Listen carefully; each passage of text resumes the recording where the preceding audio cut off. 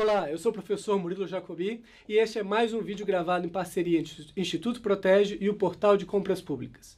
Esse, na verdade, é o terceiro vídeo que a gente fala sobre garantias de contrato e a gente vai falar agora dos deveres e dos direitos dos gestores públicos que estão aplicando essa garantia no contrato.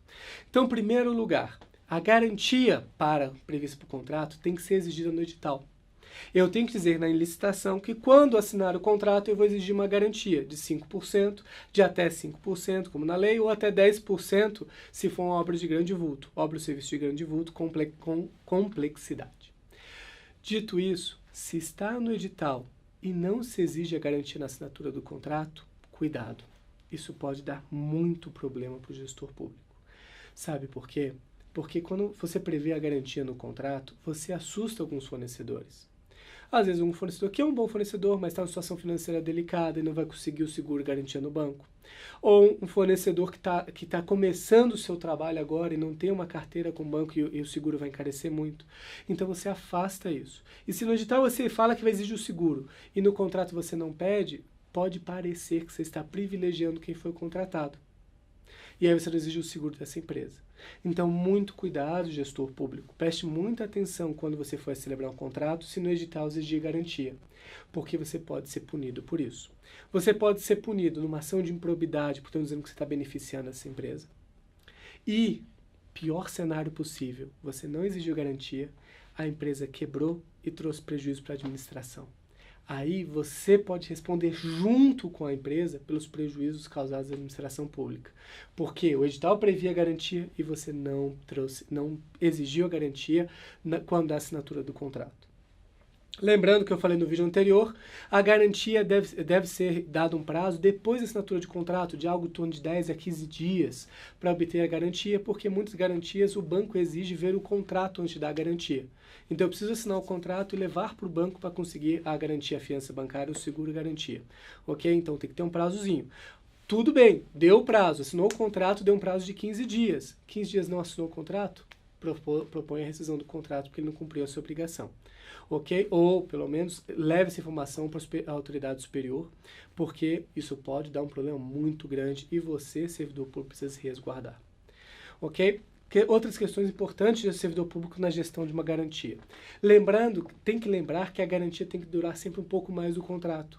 No caso de terceirização de mão de obra, a IN do Ministério do Planejamento, que fala sobre terceirização de mão de obra, ela fala, ó, a garantia tem que ficar pelo menos 3 meses depois do fim da prestação do serviço.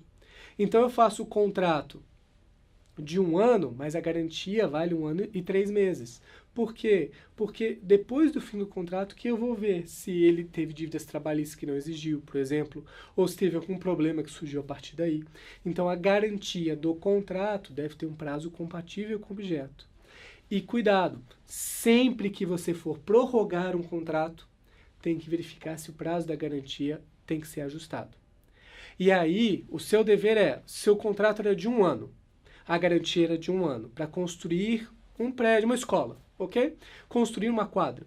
Você exigiu garantia, prazo do contrato. Chegou com 9 meses, choveu muito na região, no município, e você vai ter que prorrogar esse contrato dando mais prazo para terminar a quadra. Falar com o fornecedor e exija que ele apresente uma nova garantia com prazo compatível com o contrato.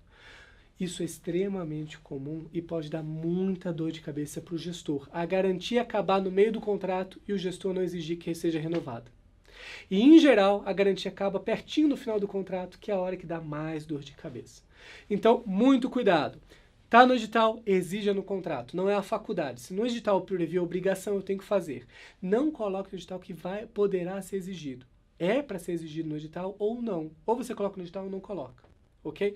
Senão isso pode dar muito pano para manga depois. Como a questão de preferência de uma empresa. Para essa empresa que eu não gosto, eu exijo garantia. Para aquela que é a minha amiga, eu não exijo garantia. Então tem que tomar muito cuidado. Ou até ficar pré-acertado. Eu falo que no edital que poderá exigir garantia. Mas eu já aviso para o meu colega que, ó, como você está aqui dentro prestando um serviço bom, eu não vou exigir garantia de você. Então ele consegue baixar o preço e não colocar o custo de obter a garantia no contrato e ele vai certamente vencer a licitação. Aí você não exige a garantia e a licitação foi direcionada por conta da garantia. Olha só. Então, no edital, vai ter a garantia ou não vai pedir a garantia. não preciso falar nada, senão vai ter garantia. Mas se tiver garantia, eu coloco, vai ser exigido na assinatura do contrato. No contrato, se no edital previa, eu tenho que exigir. Se o edital não prevê, eu não posso pedir. E a garantia tem que ser compatível com o objeto do contrato. Espero que tenha sanado as dúvidas de vocês sobre garantias contratuais. Ficamos à disposição para qualquer outras dúvidas. Até mais.